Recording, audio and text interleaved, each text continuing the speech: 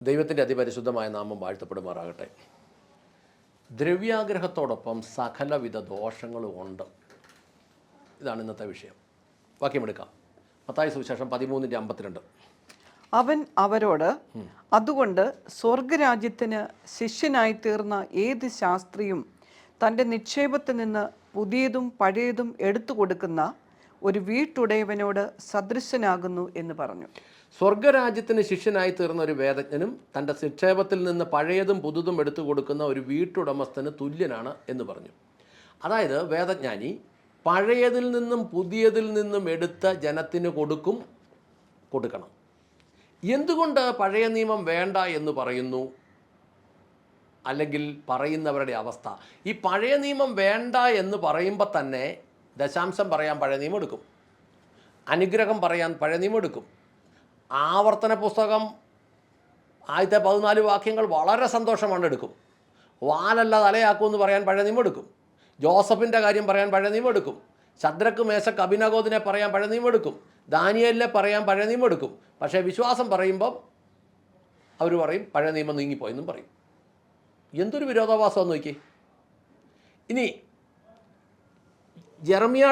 ഇരമ്യാവിൻ്റെ പുസ്തകം 8-ാം അധ്യായത്തിൻ്റെ 8-9 വാക്യം ഒന്ന് വായിച്ചേ. എൻ്റെ ജനമോ യഹോവയുടെ ന്യായം അറിയുന്നില്ല. ഞങ്ങൾ ജ്ഞാനികൾ, യഹോവയുടെ ന്യായപ്രമാണം ഞങ്ങളുടെ പക്കലുണ്ട് എന്ന് നിങ്ങൾ പറയുന്നത് എങ്ങനെ? ശാസ്ത്രിമാരുടെ കള്ളയെഴുത്തുകോൽ അതിനെ വ്യാജമാക്കി തീർത്തിരിക്കുന്നു. ജ്ഞാനികൾ ലജ്ജിച്ച് ഭ്രമിച്ച് പിടിപെട്ടു പോകും. ഒന്നും മനസ്സിലായില്ലെന്നുള്ള സത്യം മനസ്സിലാകുന്ന രീതിയിൽ NIV-കാരൻ എഴുതിയിട്ടുണ്ട്. ഞങ്ങൾ ജ്ഞാനികൾ, യഹോവയുടെ ന്യായപ്രമാണം ഞങ്ങളുടെ ഉണ്ടെന്ന് നിങ്ങൾ പറയുന്നത് എങ്ങനെ? ഇതാ ശാസ്ത്രിമാരുടെ വ്യാജമുള്ള എഴുത്തുകോൽ അതിനെ വ്യാജമാക്കി മാറ്റിയിരിക്കുന്നു. ജ്ഞാനികൾ ലജ്ജിച്ച് ഭ്രമിച്ചു പോവുകയും പിടിക്കപ്പെടുകയും ചെയ്തിരിക്കുന്നു. അവർ യഹോവയുടെ വചനം തിരസ്കരിച്ചു. അവരിൽ എന്ത് ജ്ഞാനമാണ് ഉള്ളത്? ഇതെല്ലാം ഉള്ളിലുണ്ട് എന്ന് പറഞ്ഞാലും സത്യത്തിൽ വചനം തിരസ്കരിച്ചു എന്നാണ് പറയുന്നത്. എന്നാൽ ഇച്ചിലൂടെ നമ്മൾ തെളിച്ച് പറഞ്ഞ തിരസ്കരിച്ചു എന്നല്ലതല്ല, ഇത് വ്യാഖ്യാനിച്ച് വ്യാജമാക്കി മാറ്റി. വ്യാഖ്യാനിച്ച് ഒന്നാമത് ഇത് എഴുതി വന്നപ്പോൾ കുറേ മാറിപ്പോയി, മൂലഗ്രന്ഥങ്ങളിൽ നിന്ന് മലയാളത്തിലേക്ക് തർജ്ജമ ചെയ്തപ്പോൾ കുറേ മാറ്റിപ്പോയി, പിന്നീട് അത് വ്യാഖ്യാനിച്ച് അത് വ്യാജമാക്കി മാറ്റി എന്നുള്ളതാണ് സത്യം. ഞാൻ ഇതിനു മുമ്പ് പല വീഡിയോകളിലും പല വാക്യങ്ങളും പറഞ്ഞിട്ടുണ്ട് ഇത് എങ്ങനെയാണ് വ്യാഖ്യാനിച്ചതെല്ലാം വ്യാജമാക്കി മാറ്റിയെന്ന്. അങ്ങനെ ചെയ്തുകൊണ്ട് എന്താ സംഭവിക്കുന്നത്? ഇതിൻ്റെ 10-ാം വാക്യമുണ്ട് ജെറമ്യായുടെ പുസ്തകത്തിൽ. അതിനാൽ ഞാൻ അവരുടെ ഭാര്യമാരെ മറ്റുള്ളവർക്കും അവരുടെ നിലങ്ങൾ അവർക്ക് അവകാശമാക്കുന്നവർക്കും കൊടുക്കൂ എന്നാണ് എഴുതിയേക്കുന്നത്. ഭാര്യമാരെ മറ്റുള്ളവർക്ക് കൊടുക്കും. പക്ഷേ അപ്പം തന്നെ ഈ ഭാര്യമാർ കൂട്ടത്തിൽ കാണും. അപ്പോൾ ഇതെന്നാ സംഭവം എന്നറിയാമല്ലോ. ഇങ്ങനെ ഒരു വല്ലാത്ത അവസ്ഥയിലേക്കാകുമെന്നാണ് പറഞ്ഞേ. നമ്മൾ മനസ്സിലാക്കുന്നത് നല്ല ബിരുദമുള്ള ഡോക്ടർമാർക്ക്, നല്ല പ്രാക്ടീസുള്ള ഡോക്ടർമാർക്ക്, എന്ന് പറഞ്ഞാൽ ഭയങ്കര ഉന്നത വിദ്യാഭ്യാസമുള്ള ഡോക്ടർമാരെ നമ്മൾ അവരുടെ വീട്ടിൽ പോയി കാണാൻ 500 രൂപ ഫീസ് കൊടുത്താൽ മതി, അങ്ങേയറ്റം.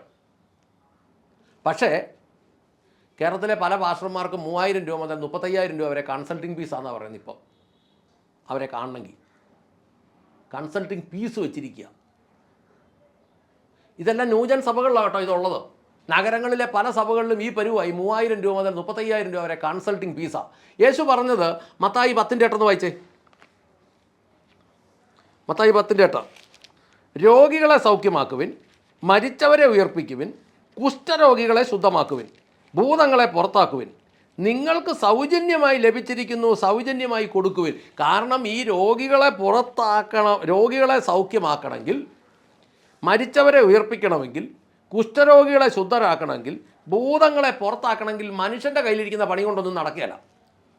മനുഷ്യൻ്റെ കയ്യിലിരിക്കുന്ന പണി കൊണ്ട് നടക്കുകയല്ലെങ്കിൽ അങ്ങനെയുള്ള കാര്യത്തിന് ഫീസ് ഇടാൻ ആര്? അപ്പോൾ ഇതെന്താ സംഭവം? ഇതിനെ ദ്രവ്യാഗ്രഹം എന്ന് പറയുന്നത്.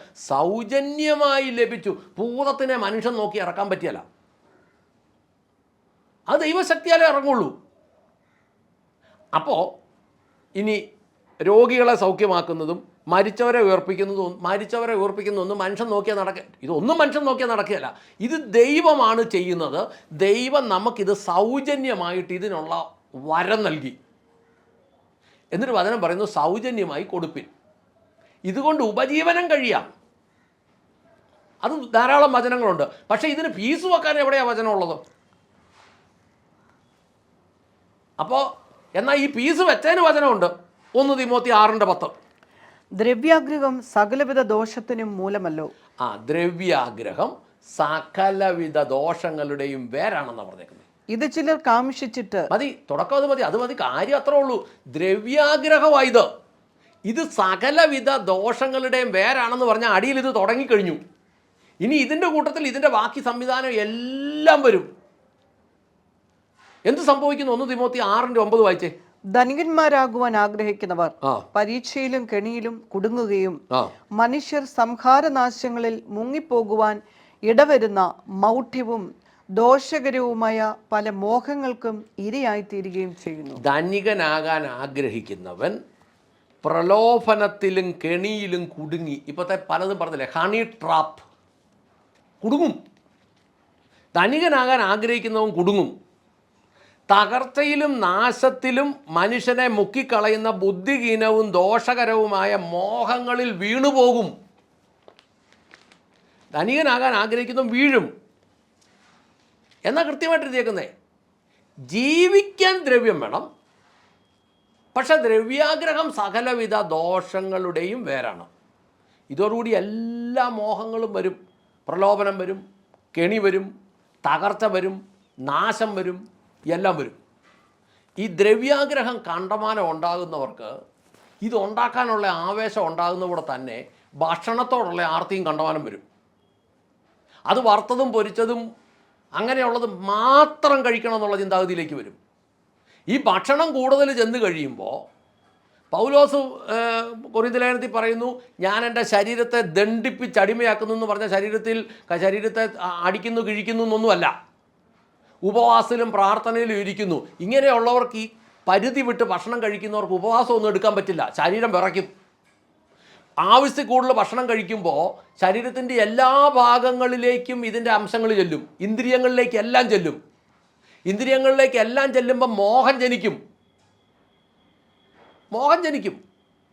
അപ്പോൾ അനർത്ഥം ഉണ്ടാകും. എനിക്കറിയാം, ഈ അടുത്ത കാലത്ത് ഒരു ന്യൂജൻ സഭയിലെ ഒരു ശുശ്രൂഷകൻ്റെ അടുത്തൊരു സഹോദരി ചെന്ന് അവരുടെ ജീവിതത്തിലെ ചരിത്രമെല്ലാം പറഞ്ഞു.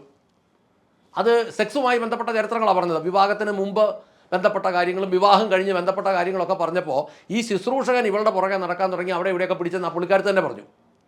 അവസാനം ചോദിച്ചു വന്നപ്പോൾ ഈ ഇദ്ദേഹത്തോട് ചോദിച്ചു, പാസ്റ്റർ ഇങ്ങനെയൊക്കെ ചെയ്താൽ ഇത് വലിയ പാപമല്ലേ, ഇതിൽ നിന്നൊരു ആശ്വാസത്തിന് വേണ്ടിയല്ല ഞാനൊരു കൗൺസിലിംഗ് ചോദിച്ചെന്ന് പറഞ്ഞപ്പോൾ പുള്ളി പറയാം, അതൊന്നും സാരമില്ല, ബന്ധപ്പെട്ടാലും കുഴപ്പമില്ല, നമ്മളത് കഴിഞ്ഞ് ഏറ്റു പറഞ്ഞാൽ മതിയെന്ന്.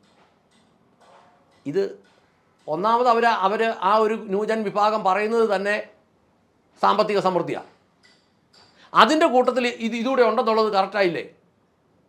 എവിടെ ഈ ദ്രവ്യാഗ്രഹം ഉണ്ടോ അതിൻ്റെ കൂടെ എല്ലാം ഉണ്ട്. അതുകൊണ്ടാണ് പറയുന്നത്, ഈ അർത്ഥത്തിൽ ചിന്തിക്കുമ്പോൾ ദ്രവ്യത്തോടൊപ്പം വ്യഭിചാരമുണ്ട്. ഈ ബോംബെ തെരുവുകളിൽ പൈസയ്ക്ക് വേണ്ടിയുള്ള വ്യഭിചാരമല്ല, അതൊരു വ്യഭിചാരമാണെങ്കിലും അതിൽ ഉപരിയായിട്ടുള്ളതുണ്ട്. ഇത് പണം വേണ്ടാത്ത വ്യഭിചാരമുണ്ട്. ദൈവം അനുവദിക്കാത്ത ബന്ധങ്ങളെല്ലാം വ്യഭിചാരമാണ്. അങ്ങനെ വരുമ്പോൾ വിശ്വാസികളുടെ കോളത്തിൽ ധാരാളം വ്യഭിചാരികളുണ്ടെന്ന് യാക്കോബിൻ്റെ പുസ്തകത്തിൽ എഴുതിയിരിക്കുന്നു. വ്യഭിചാരികളായുള്ളവരെ, ജനത്തെ വ്യഭിചരിക്കുന്ന വ്യഭിചാരികൾ. ഞാൻ ഈ പറഞ്ഞ സഹോദരിയുടെ കാര്യത്തിൽ കറക്റ്റാണ്, ശുശ്രൂഷകനാണ് വ്യഭിചാരത്തിന് മുൻഗണന നിൽക്കുന്നത്. പ്രിയപ്പെട്ടവരെ, ഞാൻ പറയുന്നത് കേരളം നമ്മൾ ഉദ്ദേശിക്കുന്ന പോലെ അല്ല. കേരളത്തിലെ ആത്മകോളം നമ്മൾ ഉദ്ദേശിക്കുന്നതിലൊക്കെ വളരെ മോശമായി മാറി, വളരെ മ്ലേച്ഛമായി മാറി. കുറച്ച് പാസ്റ്റർമാർ ഇത് മൂടി വെക്കാൻ വേണ്ടി ഓടി നടക്കുന്നതേ ഉള്ളൂ. എന്നോടൊരാൾ പറഞ്ഞു, ഉള്ള കാര്യമൊന്നും വിളിച്ച് പറഞ്ഞേക്കരുത് കേട്ടോ എന്ന് പറഞ്ഞു. ഞാൻ ചോദിച്ചാൽ എന്നാ, ആ ഉള്ള കാര്യം കൂടെ കേട്ടാൽ ജനത്തിൻ്റെ ഉള്ള വിശ്വാസം കൂടെ പോകുമെന്ന് പറഞ്ഞു. മിണ്ടിയാക്കരുതെന്ന് പറഞ്ഞു. എന്നിട്ട് ഇങ്ങനെ ഈ വ്യഭിചാരികളായിട്ടുള്ളവരെ, ഈ ധനാകർഷണത്തിൽ നിൽക്കുന്നവർക്ക് ഇവർക്ക് എല്ലാ വിഷയവും പറയാൻ മേല. ഇവരതുകൊണ്ട് വളരെ ലോഹ്യമായിട്ട് ഇങ്ങനെ സ്നേഹത്തിൻ്റെ കാര്യം മാത്രം പറയും. ഞങ്ങളുടെ പാസ്റ്റർ മദ്യത്തിൻ്റെ കാര്യമൊന്നും പറയാമല്ലോ, പിന്നെ ഞങ്ങൾക്ക് അതിനെക്കുറിച്ച് ചിന്തിക്കേണ്ട കാര്യമില്ല എന്ന് പറഞ്ഞാൽ ഒരിടത്തും തൊടുന്ന കാര്യം ഇങ്ങനെ പറയല. കാരണം എന്നാന്ന് ചോദിച്ചാൽ, ആരേതിൽ പ്രതിയായിരിക്കുന്നു ആ വിഷയം അവർ മിണ്ടുകയില്ല, മിണ്ടാൻ പറ്റുകയില്ലാത്ത അവസ്ഥയിലേക്ക് വന്നു കഴിയുമ്പോൾ സഭകളുടെ അവസ്ഥ മോശമാകും. അവിടെയാണ് ജെറമ്യായുടെ 8-ാം അധ്യായത്തിൻ്റെ 10-ാമത്തെ വാക്യം പറയുന്നത്, ഞാൻ അവരുടെ ഭാര്യമാരെ മറ്റുള്ളവർക്ക് കൊടുക്കും. സംഭവിക്കുന്നത് ഇവർ വേറെ ഉള്ളത്ത് പോകും, ഇവരുടെ ഭാര്യമാർ വേറെ ഉള്ളത്ത് പോകും. ഇതുകൊണ്ടാണ് വചനം പറയുന്നത് ഞാൻ അവരുടെ ഭാര്യമാരെ വേറെ കൊടുക്കുന്നു. ഇതെല്ലാം കൃത്യമായിട്ട് വചനത്തിൽ ദൈവം പറഞ്ഞിട്ടുള്ള കാര്യങ്ങളാണ്. അതുകൊണ്ട് ദ്രവ്യാഗ്രഹത്തോടൊപ്പം സകലവിധ ദോഷങ്ങളും ഉണ്ട്. നിങ്ങൾ എവിടെയെങ്കിലും ചെല്ലുന്നെങ്കിൽ ഒരാരാധനയുടെ ഇടയ്ക്ക് 3 പ്രാവശ്യമൊക്കെയാണ്, ഞാനൊരു സ്ഥലത്ത് ഒരിക്കൽ ചെന്നപ്പോൾ കണ്ടു, ഒരാരാധനയുടെ ഇടയ്ക്ക് 3 പ്രാവശ്യമാണ് QR കോഡ് അങ്ങോട്ട് ഇട്ട് കൊടുത്തത് ഡിജിറ്റൽ സ്ക്രീനിലോട്ട്. വിവിധങ്ങളായ ആവശ്യങ്ങൾ പറയുക, ഇതിനടിച്ചോ ഇങ്ങനെ അടിച്ചുകൊണ്ടിരിക്കുക ആൾക്കാർ. അത് ദ്രവ്യാഗ്രഹം തന്നെയാണ്. നമുക്ക് പ്രാർത്ഥിക്കാം. സ്വർഗസ്ഥനായ ഞങ്ങളുടെ പിതാവേ, ഞങ്ങളുടെ കർത്താവായ യേശുക്രിസ്തുവേ, പരിശുദ്ധാത്മാവായ ഞങ്ങളുടെ നല്ല ദൈവമേ, ആത്മീക മേഖല ഇതുപോലെ മ്ലേച്ഛമായിരിക്കുന്ന ഈ കാലഘട്ടത്തിൽ ദൈവമെല്ലാം യോഗ്യമായി ചെയ്തനുഗ്രഹിക്കേണ്ടതിന് ദൈവത്തിൻ്റെ സന്നിധിയിലേക്ക് ഏൽപ്പിച്ച് ഞങ്ങൾ പ്രാർത്ഥിക്കുന്നു. എൻ്റെ കർത്താവേ, ഒരു സമൂല ശുദ്ധീകരണം ദൈവം ചെയ്യണമേ എന്ന് പ്രാർത്ഥിക്കുന്നു. മാറ്റേണ്ടത് മാറ്റണമേ കർത്താവെ, കഴുകേണ്ടത് കഴുകണമേ, ശുദ്ധീകരിക്കേണ്ടത് ശുദ്ധീകരിക്കണമേ, മാനസാന്തരപ്പെടാത്തതിനെ എല്ലാം ഒഴിവാക്കണമേ. ദൈവം അവരുടെ നഗ്നത വെളിപ്പെടുത്തണമേ. അങ്ങയുടെ സഭയെ അങ്ങ് ഓർക്കണമേ. സഭയ്ക്ക് വേണ്ടി അങ്ങ് ഒരിക്കൽ കൂടി ശക്തിയോടെ പ്രവർത്തിക്കണമേ. ഒരു പുതിയ ഉണർവിനെ അയക്കണമേ. ആ ഉണർവിൽ ഇതെല്ലാം ശുദ്ധീകരിക്കപ്പെടുന്നത് ശുദ്ധീകരിക്കപ്പെടാൻ അങ്ങ് കണ്ടിരിക്കുന്നത് ശുദ്ധീകരിക്കപ്പെടണമേ. അല്ലാത്തത് കളത്തിൽ നിന്ന് വെളിയിൽ പോകണമേ. അങ്ങയുടെ സന്നിധിയിൽ ഏൽപ്പിക്കുന്നു. അങ്ങയുടെ ജനത്തിനെ ഓർക്കണമേ. നിരപരാധികളായ ജനങ്ങളെ അങ്ങ് ഓർക്കണമേ. അങ്ങ് പ്രാർത്ഥന കേട്ട് വിടുവിച്ച കൃപയ്ക്ക് നന്ദി. യേശുക്രിസ്തുവിൻ്റെ ധന്യമുള്ള നാമത്തിൽ തന്നെ. ആമേൻ, ആമേൻ, ആമേൻ.